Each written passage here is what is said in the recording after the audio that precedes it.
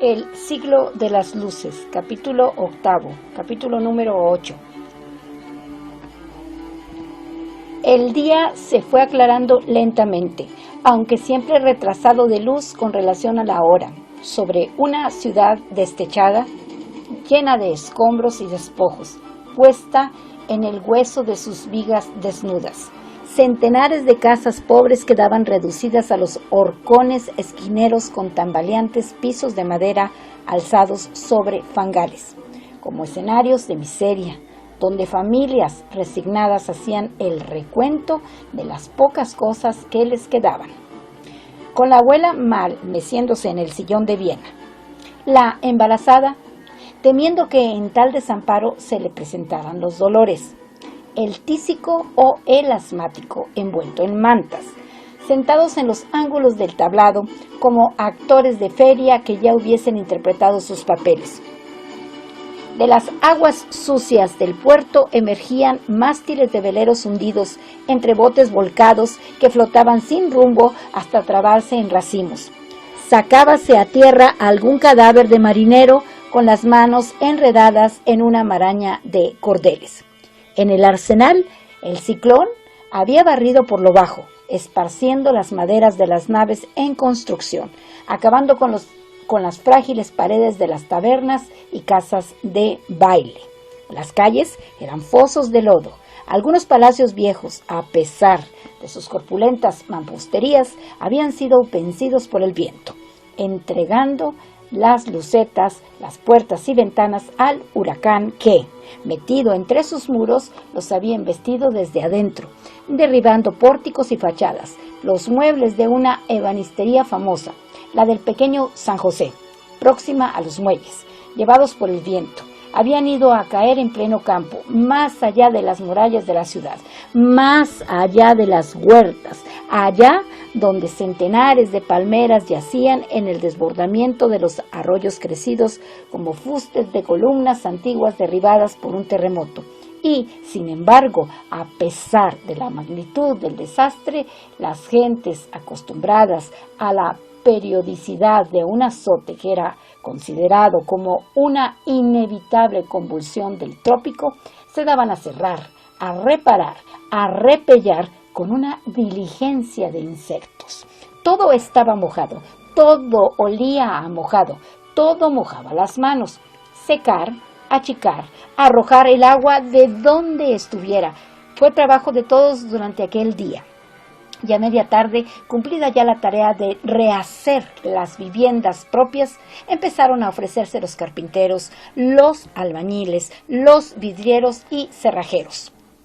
Cuando Sofía salió de su sopor, la casa estaba llena de peones traídos por Remigio que procedían a recubrir de tejas la armazón del techo destruido, en tanto que otros acababan de sacar los escombros que llenaban el patio. Era un ir y venir de argamasa, de yesos, de vigas cargadas en hombros por los pasillos y galerías, mientras Carlos y Esteban, yendo del almacén a la vivienda, hacían vestido con un traje de Carlos que le quedaba demasiado estrecho. Estaba sumido en un acucioso examen de los libros del almacén.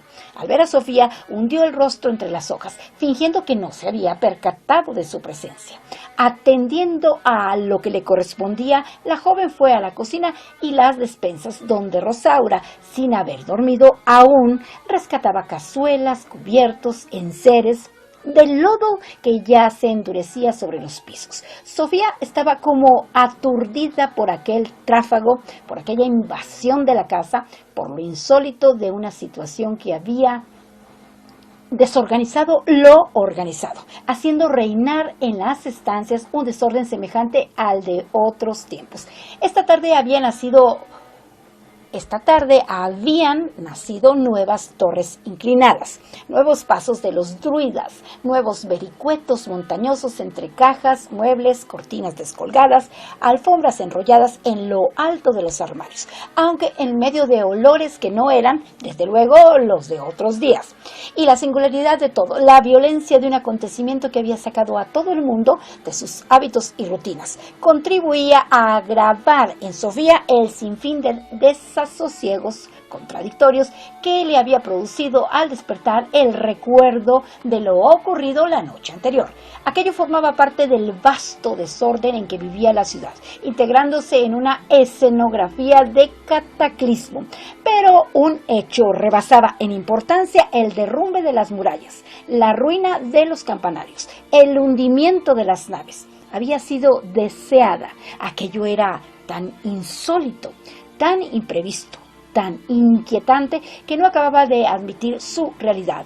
En pocas horas iba saliendo de la adolescencia con la sensación de que su carne había madurado en la proximidad de una apetencia de hombre. La habían visto como mujer, cuando no podía verse a sí misma como mujer. Imaginar que los demás le concediesen categoría de mujer. «Soy una mujer», murmuraba, ofendida y como agobiada por una carga enorme puesta sobre sus hombros, mirándose en el espejo como quien mira a otro, inconforme, vejada por alguna fatalidad, hallándose larga y desgarbada, sin poderes, con esas caderas demasiado estrechas, los brazos flacos y aquella asimetría de pechos que, por vez primera, la tenía enojada con su propio contorno. El mundo estaba poblado de peligros. Salía de un tránsito sin riesgos para acceder a otro, el de las pruebas y las comparaciones de cada cual entre su imagen real y la reflejada, que no se recorrería sin desgarramientos ni vértigos.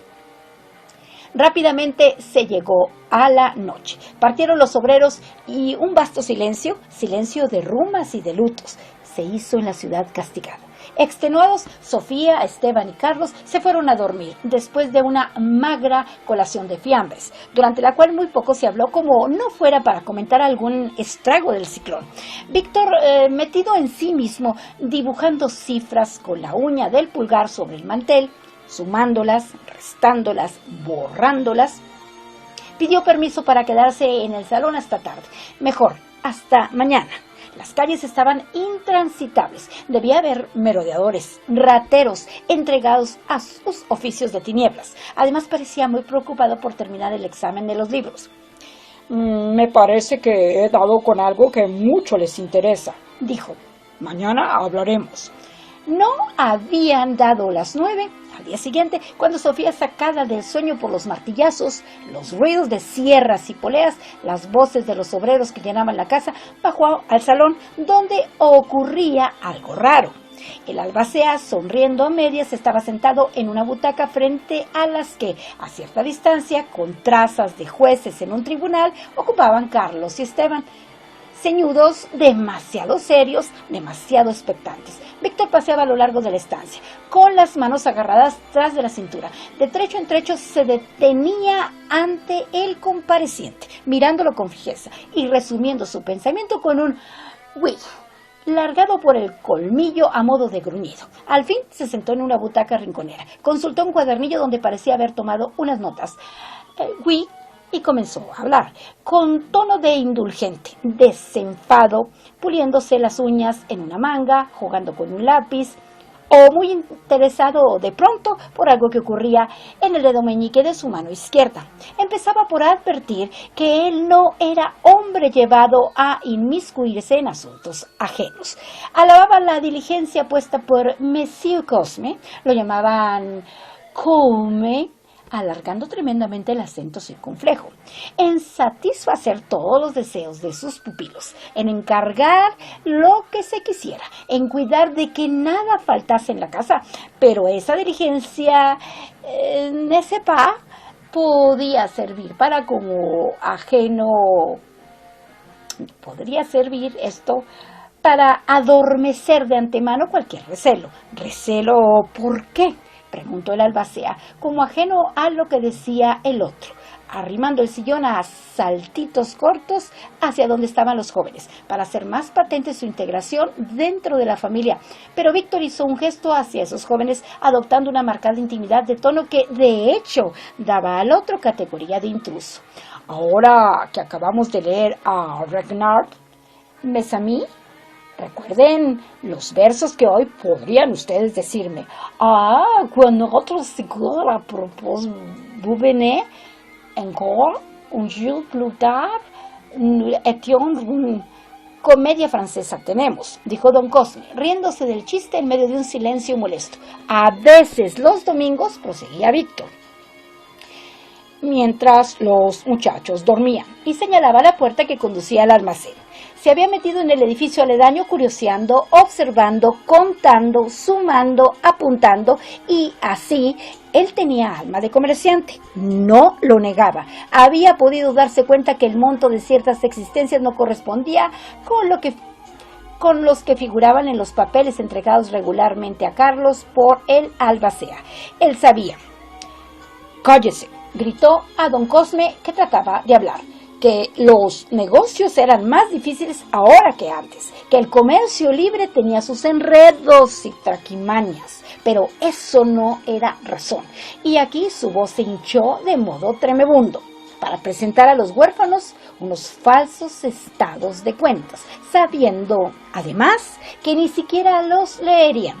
Don Cosme trató de levantarse, pero era Víctor quien, levantándose antes, se le venía encima a grandes trancos con el índice tenso. Su voz ahora era metálica y dura. Lo que ocurría en el almacén era un escándalo que duraba desde la muerte del padre de Carlos y Sofía. Con un simple inventario realizado por él ante testigos demostraría que el falso hombre de confianza, el protector fingido, el albacea, ladrón, estaba haciendo su fortuna a costa de unos infelices, de unos niños a quienes burlaba criminalmente, sabiéndolos incapaces, por falta de experiencia, de entendérselas con sus propios bienes. Y esto no era todo.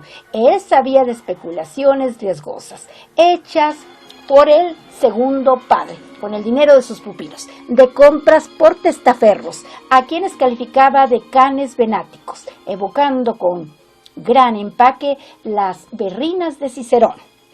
Don Cosme trataba de colocar una palabra en aquel alud verbal, pero el otro, subiendo siempre la entonación, proseguía el alegato, sudoroso y terrible, como acrecido en su estatura. Se había zafado el cuello con gesto tan brusco que las dos puntas sueltas le caían por encima del chaleco, liberando una garganta de cuerdas tensas, toda entregada al esfuerzo final de una estentórea peroración. Por vez primera Sofía lo hallaba hermoso, con aquella postura de tribuno, con aquel puño que caía sobre la mesa, marcando el paroxismo de un periodo. De pronto retrocedió hacia la pared del fondo, adosándose a ella. Cruzó los brazos con gesto amplio y, después de una brevísima pausa que el otro no supo aprovechar, concluyó tajante y seco, con altanera entonación de desprecio: «Vous êtes un misérable, monsieur». Don Cosme estaba como encogido, ovillado, doblado en lo hondo de la butaca, demasiado ancha para servir de marco a su exigua persona. Un temblor de ira tenía sus labios en silenciosa agitación, en tanto que sus uñas raían el terciopelo del asiento, pero se irguió repentinamente ladrando a Víctor una sola palabra, que sonó como una explosión en catedral para los oídos de Sofía: «Francmasón». Deflagrábase la palabra, reventando de nuevo con tremebundo retumbo: «francmasón», y repetíase la palabra cada vez más subida y alterada, como si bastara para descalificar a cualquier acusador, para echar por tierra cualquier alegato, para limpiar de toda culpa a quien la profería. Viendo que el otro solo replicaba con una desafiante sonrisa, habló el albacea de aquel cargamento de harina de Boston que no llegaba ni llegaría nunca, mero pretexto para ocultar las actividades de quien era agente de la masonería de Santo Domingo con el otro mulato Ogué, magnetizador y brujo, a quien denunciaría al protomedicato por haber embaucado a estos jóvenes con extravagantes artificios de cuya inutilidad se cercioraría Esteban un día de estos cuando la enfermedad se le volviera a manifestar. Y ahora pasaba don Cosme a la ofensiva, girando en torno al francés como un moscardón enfurecido. «Estos son los hombres que rezan a Lucifer. Estos son los hombres que insultan a Cristo en hebreo. Estos son los hombres que escupen el crucifijo. Estos son los hombres que, en la noche del Jueves Santo, trinchan un cordero coronado de espinas clavado por las patas de bruces sobre la mesa de un abominable banquete. Por eso los santos padres Clemente y Benedicto habían excomulgado a esos infames, condenándolos a arder en los infiernos. Y con el espantado tono de quien revelara los misterios de un sabbat presenciado, habló de las impías gentes que negaban al Redentor, adoraban a un Hiram Abi, arquitecto del Templo de Salomón, y en sus ceremonias secretas rendían culto a Isis y Osiris, atribuyéndose títulos de rey de los tirios, edificador de la Torre de Babel, caballero Kadosh, gran maestro de los templarios. Esto en recuerdo de Jacques de Molay, de nefandas costumbres, convicto de herejía y quemado vivo por adorar al demonio en la figura de un ídolo llamado Baphomet. No rezan a los santos, sino a Belial, a Astaroth y a Behemoth. Era ralea que se infiltraba en todas partes, combatiendo la fe cristiana y la autoridad de los gobiernos legítimos en nombre de una filantropía, de una aspiración a la felicidad y a la democracia que solo ocultaban una conjura internacional para destruir el orden establecido. Y encarándose a Víctor, le gritó tantas veces la palabra conspirador que, agotado por el esfuerzo, la voz se le quebró en un ataque de tos. ¿Es cierto todo eso?, preguntó Sofía, con vocecilla tímida, a la vez atónita y deslumbrada por aquella inesperada aparición de Isis y Osiris en la portentosa escenografía del Templo de Salomón y del Castillo de los Templarios. Lo único cierto es que esta casa se derrumba, dijo Víctor apaciblemente, y volviéndose hacia Carlos. El caso de los tutores indignos estaba previsto ya en el Código Romano. Acudan a un tribunal. La palabra tribunal reanimó violentamente al albacea. Veremos quién va primero a la cárcel. Carraspeó. Tengo entendido que pronto habrá una redada de francmasones y extranjeros indeseables. Terminaron las estúpidas tolerancias de otros días. Y, tomando su sombrero, arrojen a este aventurero de la casa antes de que los prendan a todos. Se inclinó con un buenos días a todos, que reiteró la amenaza, abandonando el salón con un portazo tan estruendoso que puso a vibrar todos los cristales de la casa. Los jóvenes esperaban una explicación por parte de Víctor, pero este se atareaba ahora en lacrar unos cordeles gruesos con los cuales había atado los libros del almacén. Guárdenlos aquí, dijo. Ahí tienen sus pruebas. Se asomó luego, pensativamente, al patio lleno de obreros que terminaban los trabajos de reparación bajo la vigilancia de Remigio, muy ufano de verse elevado a la categoría de capataz de obras. De repente, como necesitado de entregarse a alguna actividad física, tomó una cuchara de albañil y, mezclado con los peones, se dio a enracillar y enfoscar la pared del patio, que había sido más maltratada por las tejas caídas. Sofía lo veía treparse a un andamio con la cara manchada de yeso y de argamasa, pensando en el mito de Hiram Abi. A pesar de ciertos anatemas oídos en la iglesia, a pesar del cordero coronado de espinas, de las blasfemias dichas en hebreo y de los papas con sus tremendas bulas, se sentía algo fascinada por aquel secreto del que Víctor, ahora semejante a un edificador de templos, era depositario. Lo miraba de pronto como un visitante de países interdictos, conocedor de arcanos, explorador del Asia que hubiera dado con algún ignorado libro de Zoroastro, un poco Orfeo, transeúnte del Averno, y recordaba ahora haberlo visto representar el papel de un arquitecto antiguo alevosamente asesinado por un mazo en uno de los juegos de charadas vivas. También se le había visto vestido de templario, con una túnica adornada por una cruz, mimando el suplicio de Jacques de Molay. Las acusaciones del albacea parecían responder a una cierta realidad, pero esa realidad le resultaba atrayente ahora por el secreto, el misterio, la acción oculta que implicaba. Más interesante era la vida puesta al servicio de una convicción peligrosa que detenida en la beata espera de unos sacos de harina. Preferible era un conspirador a un mercader. La afición de la adolescencia por el disfraz, el santo y seña, los buzones ignorados, las criptografías particulares, los cuadernos íntimos guarnecidos de cerrojos se remozaban en la aventura entrevista. Pero, ¿serán tan horribles como se dice?, preguntó. Esteban se encogió de hombros. Todas las sectas o agrupaciones secretas habían sido calumniadas, desde los cristianos primitivos acusados de degollar niños hasta los iluminados de Baviera, cuyo único delito era querer hacer el bien de la humanidad. Desde luego que están reñidos con Dios, dijo Carlos. Dios no pasa de ser una hipótesis, dijo Esteban. De pronto, como urgida por librarse de una opresión intolerable, Sofía prorrumpió en gritos. Estoy cansada de Dios, cansada de las monjas, cansada de tutores y albaceas, de notarios y papeles, de robos y porquerías. Estoy cansada de cosas como esta que no quiero seguir viendo. Y saltando sobre una butaca arrimada a la pared, descolgó un gran retrato del padre para arrojarlo al suelo con tal saña que el marco se separó del bastidor y, ante la afectada indiferencia de los demás, se dio a taconear la tela rabiosamente, haciendo volar escamas de pintura. Cuando el cuadro quedó bien destrozado, bien lacerado, bien injuriado, Sofía se dejó caer en un sillón, jadeante y ceñuda. Víctor acababa de soltar la cuchara de albañil, haciendo un gesto de sorpresa. Ogué entraba en el patio con paso presuroso. «Hay que largarse», dijo, y contó brevemente lo que había podido saber, mientras estaba oculto en la casa de un hermano. El ciclón, desviando la atención de las autoridades hacia apremios más inmediatos, había interrumpido una incipiente acción policial contra los francmasones. Se tenían instrucciones de la metrópoli. Aquí no podía hacerse nada por ahora. Lo inteligente era aprovechar el desorden de estas horas, en que las gentes solo pensaban en reconstruir paredes y en limpiar caminos, para abandonar la ciudad y observar desde algún sitio apartado el giro que tomarían los acontecimientos. Para eso tenemos una finca, dijo Sofía con voz firme, yendo a la despensa para preparar una cesta de vituallas.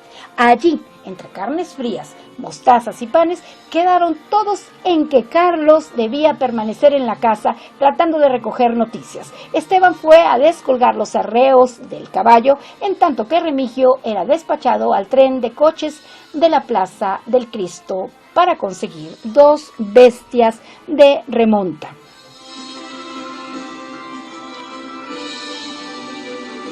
Aquí termina el capítulo 8, capítulo número 8 del libro que se titula El siglo de las luces, cuyo autor es el escritor de origen cubano, Alejo Carpentier. Son las 5 de la tarde con 35 minutos y hoy es un martes 31 de agosto del 2021.